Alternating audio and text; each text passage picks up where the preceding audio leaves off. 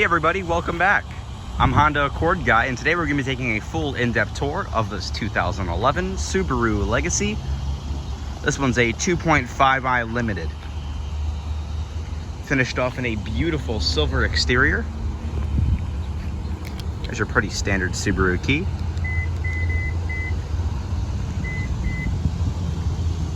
This car itself is actually in really good shape. I'm actually very pleasantly surprised about how good it looks. I really like Subarus. Fun fact about this generation, this is, I believe, the third generation Legacy, could be the fourth.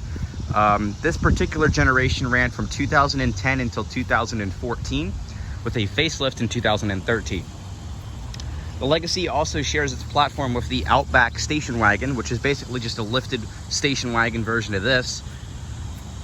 The entire front end to the B-pillar is pretty much the same as the Outback. The interior is pretty much the Outback. So most of the stuff applies to the Outback. As far as engine options, this one is a Boxer 4-cylinder engine, but a Boxer H6, which is a 3.6R, was also optional. Very rare though, you don't see a lot of those. Also optional in the Outback. Let's go ahead and take a look at the wheels here. Full alloys all around. These are 17-inch 215/50 R17s. On the inside, full leather interior. You could get a really nice looking ivory interior, but this one does have the black. You also get the nice wood grain trim throughout the car. Your Subaru door sills.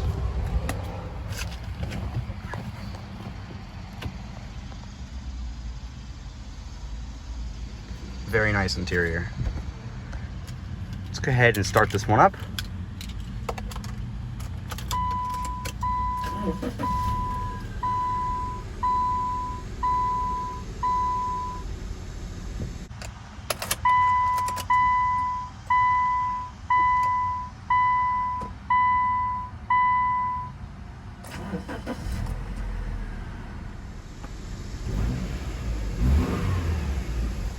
Sounds pretty good. This one does have 156,000 miles on it. Pretty high for a 2011, but that really does show Subaru's reliability. And here that Boxer 4-cylinder engine come to life. It is a 2.5 liter. Has a 3-spoke leather-wrapped steering wheel.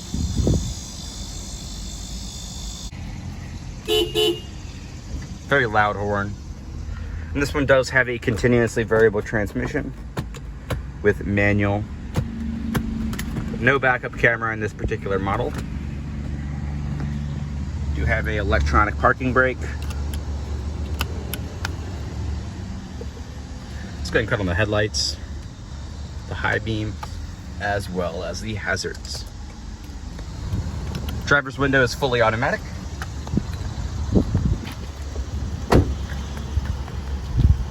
Let's take a look at the outside of the Legacy.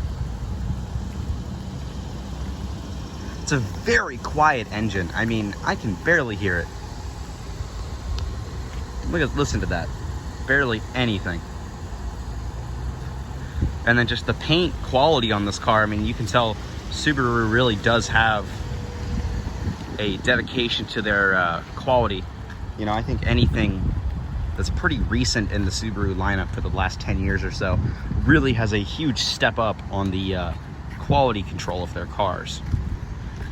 Full halogen lights on the car. You do get HID projectors on the front though.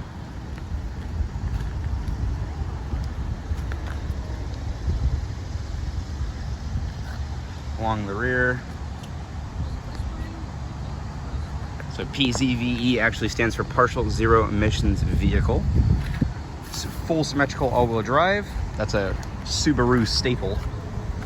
I think these cars have been all-wheel drive since the late 90s. That's what Subarus are known for though.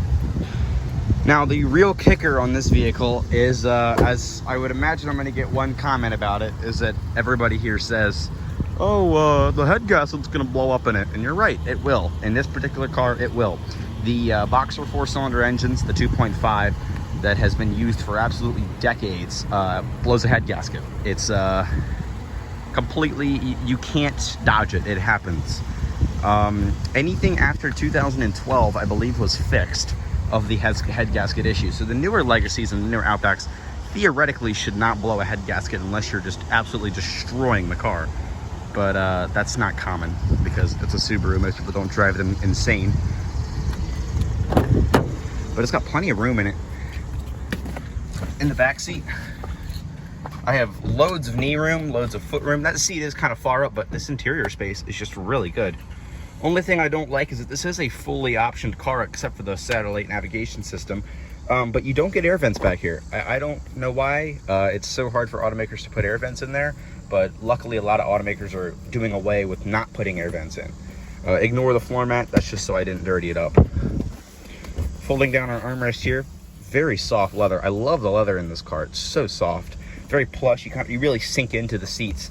2 cup holders here, like I said, very soft leather armrest.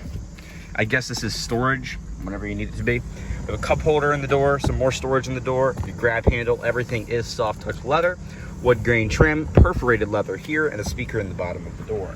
You also get storage pockets, like little storage nets in the backs of the front seats. Don't get one on the driver's seat because cost cutting.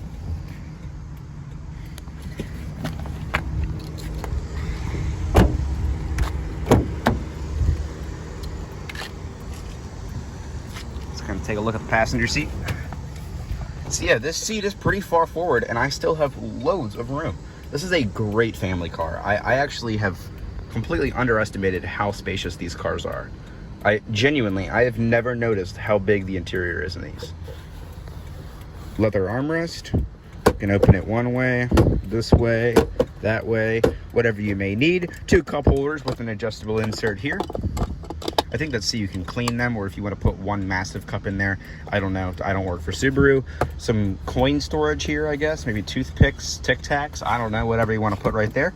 High and low settings for the driver and passenger front heated seats. Your CVT transmission lever, some more storage here. More storage there. Your factory 6-disc CD changer radio, which is pretty standard. Does it have aux? Yes, it does. Nice. Got a little 12-volt outlet down there. We do have automatic and dual zone climate control. I'll tell you what, this AC in this car is ice cold. That is kind of just for this vehicle though, but I'll tell you, this is some ice cold AC. I love the climate controls here too. It's nice to see dual zone climate. This car is a 2011 and it's a Subaru. Climate control, dual zone climate control wasn't very adopted by Subaru. So it's nice to see that in this car. Very large glove box. I mean, that's a very wide opening, plenty of space. So I have a little information screen here. I know you guys can't really see it. You have your, what it says is you can see your temperature, date and time, passenger airbag off or on, and then your passenger seatbelt indicator. Manual dim rear view mirror. Does it pass the visor test? No, it does not, but it does have a little extendable portion here, which is nice to see. We do get some map lights that work when they want to. Mirror, sunglass holder, tilting and power sliding sunroof, driver's sun visor thing. I don't know why I couldn't remember the name. And then your wood grain and soft touch trim all continues over to the front door panels. Hear that solid thunk. Solid thunk when you close the door. That's just Subaru, just attention to detail and their quality. A lot of people just absolutely hate Subarus because, quite frankly, the people that drive them are kind of strange sometimes. There's no better way to put it. I feel like every Subaru I see, it's just interesting. They always got a whole bunch of stickers on them, eating their Cliff Bars and driving into Colorado. But I actually really like Subarus. I prefer the Outback, but I'll tell you what, I don't know what it is about this car, but it has some sort of body kit on it. And I think it is factory Subaru. I mean, it's got a little spoiler and then the side skirts there. But it just looks really, really good. I love the way this thing looks. Yeah. This is a super nice car. I would buy an Outback. I wouldn't buy a Legacy. I would buy an Outback. But yeah, so there's a very strong possibility I might own an Outback. So that's might happen one day. We'll see. I love the gauges too, very clear to read, See your little MPG thing here. It kind of tells you if you're saving gas or just using gas. Your tachometer redlines at 8,000 RPM, and your speedometer goes all the way up to 140, which you'll never hit in this car. 156,000 miles, your trip A at the top, and then your fuel gauge at the right.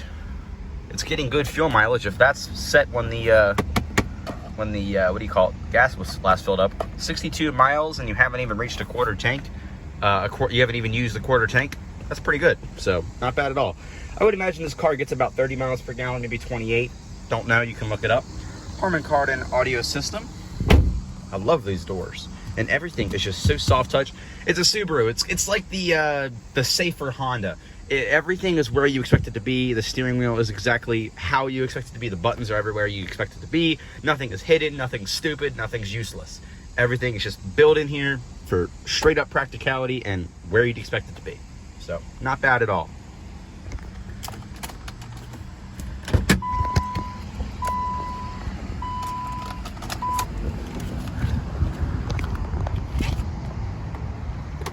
I think 2012, 2011 was peak Subaru. They had their best looking cars at the time. I think 13 was probably the best for the Outback and the Legacy. They got a little bit of a facelift, but I really do like the way this car looks. And that's going to conclude our full unbiased review on the 2011 Subaru Legacy. This one's a 2.5i Limited, and I hope you enjoyed, and I hope you learned something new. Thanks so much for watching.